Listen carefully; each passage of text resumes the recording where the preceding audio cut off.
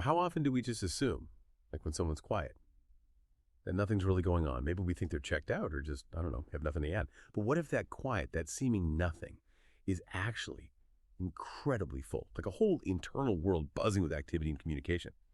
Well, today we're really digging into that. We're exploring the surprising complexity behind what looks like absence from the outside. Our guide for this is just a really powerful essay by Dr. Jaime Hoerricks. It's titled When Silence Isn't Absence, Notes on Autistic Embodied Language. And it's this amazing reflection that weaves together, autistic experience, gestalt language processing, GLP, and even neurodivergent love. So our mission today, to unpack what silence can really mean and why, as the author puts it so beautifully, silence isn't absence, silence is composition. Yeah, and it's fascinating because it hits at something so fundamental, doesn't it? It challenges our basic ideas about what language is, what productivity even looks like. The core issue here, the essay argues, is how often non-vocal communication gets missed or misinterpreted, especially for autistic folks. And this leads to what Dr. Hoerricks calls epistemic injustice, which basically means our usual ways of understanding just don't recognize other valid ways of communicating. It really makes you stop and think about those quiet moments you see. That term, epistemic injustice, it feels so central here, doesn't it? The idea that our own framework for understanding can actually, blind us. So what does this look like, this nothing from the outside? Well, Dr. Hoerricks kicks off the essay with this very relatable scene, puts you right there. He's at home. It's summer, quiet day. His wife gets back from work, and he's just there, quiet. Soft gaze, maybe tracing a pattern on his blanket with his fingertips. And his wife says, "You didn't say much today." And he smiles. Yeah. Because, his mouth was quiet. But inside, his hands, his breath, his pulse, they've been busy. And he goes on to describe how that day might look from the outside. Empty, silent, unproductive. He lists all the things that didn't happen, according to typical measures. No errands run, no groceries brought in, no laundry folded. You get the idea. Right. No emails, no calls, no big project finished. Exactly. But then he hits us with this insight. These are measurements designed for other kinds of days, for other kinds of minds, for people who expect noise as proof of life. And that line, wow, really made me pause. It just cuts right through our usual assumptions about doing something. It really does. And if you broaden that out, it makes you ask, well, how often do we do that?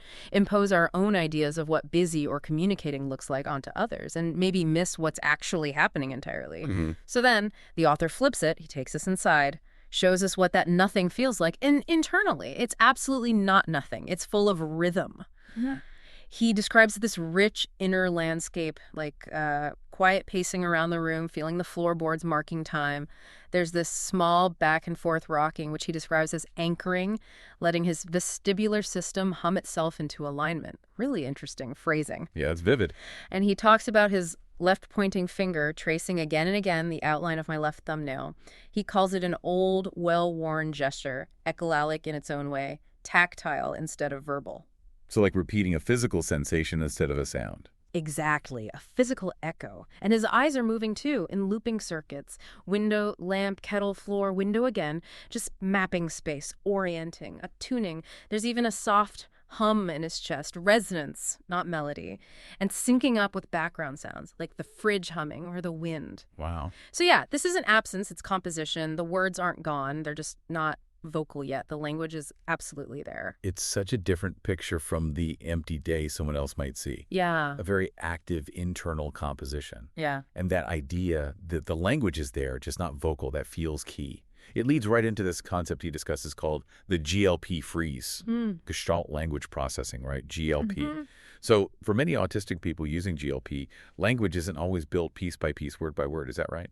Yeah, that's the idea. It often draws on these stored scripts. Think of them like whole chunks of meaning, phrases, sentences, maybe even full sound bites that have been absorbed and stored. Like prepackaged units of meaning. Kind of, yeah. Rehearsed gestalts, he calls them. They arrive as wholes. It's less about assembling on the fly and more about accessing the right stored unit. Okay, so the freeze happens when? Yeek. When there isn't a ready-made script that fits the situation. Exactly. Sometimes no script fits. So you pause, you wait.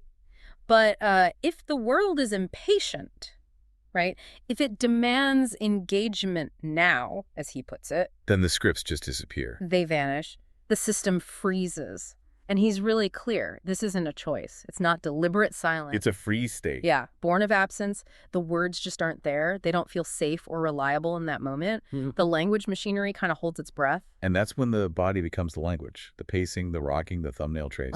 He says they're not nervousidics. They are a form of waiting language. Waiting language, I like that. Yeah, a way to regulate during that absence, to hold steady while the system searches for safe ground. Okay, this distinction is huge then. It brings us to this really critical point the author makes. Non-vocal is not the same as nonverbal. Absolutely crucial. He talks about how for years, people like him, autistic gestalt language processors, were just labeled nonverbal. But that wasn't accurate. Not at all.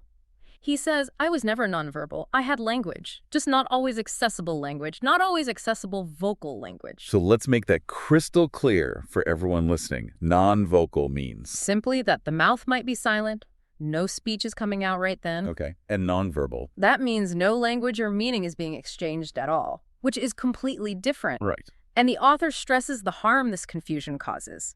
Because meaning is still there. Communication is happening. Even when his mouth is still, his body is speaking. The conversation hasn't ended, it's just shifted form. He also brings up the double empathy problem, which is this idea that communication struggles between autistic and non-autistic people aren't just one-sided. It's often a mutual difficulty in understanding each other's perspectives and communication styles. So it's not just about the autistic person not communicating correctly. Exactly. And he points out, sometimes quite critically, that certain approaches, especially he mentions ABA-produced literature, often miss this entirely. They might frame that silence as defiance or stubbornness, as a behavior that needs to be stopped. Measuring compliance, not understanding. Right. Measuring compliance, not comprehension, as he puts it. But then he adds this really powerful line.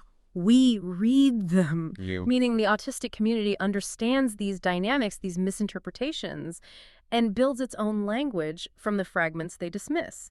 It's like finding meaning and connection despite the dismissal. So given all this complexity, this embodied, rhythmic, sometimes non-vocal language, how is it actually understood? Or maybe, how is it misunderstood, particularly in academia? Dr. Hoerricks mentions, despite having a PhD himself, he struggles to find work that fully grasps this lived reality. Yeah, he sees glimpses. Research on things like co-regulation through rhythm or synchrony in communication, gesture. But it's fragmented. Fragmented, disjointed, yeah. And often, he says, it's filtered through these clinical lenses that see these things as like deficits to fix, rather than languages to understand. And that feels like another layer of that epistemic injustice we talked about, right? When the actual lived experience, the voices of people like the author, get brushed off as just anecdotes, non-generalizable, unscientific. Which leads, he argues, to academia studying autistic embodiment, but somehow not quite getting that it is studying autistic language. What does he do? He writes, he sits quietly, traces his thumbnail, and writes poetry about it. He calls it a stim, a way of self-soothing, Yeah. and an act of resistance against the sting of invisibility. It's incredibly moving when he says, I speak in pacing, I speak in timing, I speak in the rhythm of waiting. And this isn't just theory for him. He shows how this deep understanding plays out in his relationship with his wife. It's really quite beautiful. She doesn't see emptiness or avoidance when he's quiet. She sees the effort, the holding together. Some energy. Exactly. The balancing act he's doing to avoid overwhelm while his system is searching for language it can safely use. And he says long before they had all the formal terms, GLP, selective mutism, embodiment, she just got it. Intuitive. She recognized his waiting language? She saw the meaning in the tracing, the pacing, the gaze. She understood the tension behind the pause wasn't resistance. It was care, regulation, his way of staying present. That sounds like a real partnership. He calls it mature autistic love.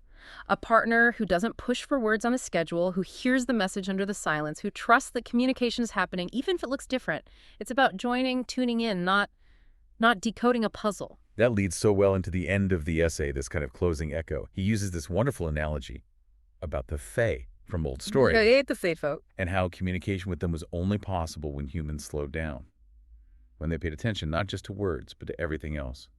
Gesture, rhythm, timing, presence, attunement. Yeah, the idea wasn't to decode the Fae, because they weren't broken or puzzling, they just spoke differently. And he suggests that somewhere along the line, our culture decided growing up meant leaving that kind of wonder behind. replacing it with measurement, categories, control. Yeah, like maturity means you stop dancing with the unknown, stop listening for the songs in the trees, stop believing language can exist outside of words. It's a real challenge to that idea. Definitely. So he contrasts decoding, trying to figure out something seen as broken, with joining. He says, he writes, to model that joining, to keep that space for wonder open, to show that autistic ways of being, loving, communicating, they aren't problems to be solved. They're relational things to be joined. Which leaves you with a pretty big question, doesn't it? How much are we missing in all parts of our lives, not just related to autism? How much communication flies past us because we're only tuned into words or only using our standard, maybe narrow ways of measuring? It really pushes you to think about what it means to genuinely try and step outside your own frame, to really understand, not just categorize, not just with autism, but with all the diverse ways people express themselves and experience the world. What if silence is composition more often than we think? In our families, our friendships, our work. What if we've just forgotten how to listen to that rhythm of waiting? Yeah. It's a powerful thought to end on. Like Dr. Hoerricks writes, you see no words, I feel no scripts. But still, I am saying, I am here. I am speaking in the grammar of waiting. Maybe the most crucial takeaway for everyone listening is that final distinction he makes so clearly. I am not nonverbal.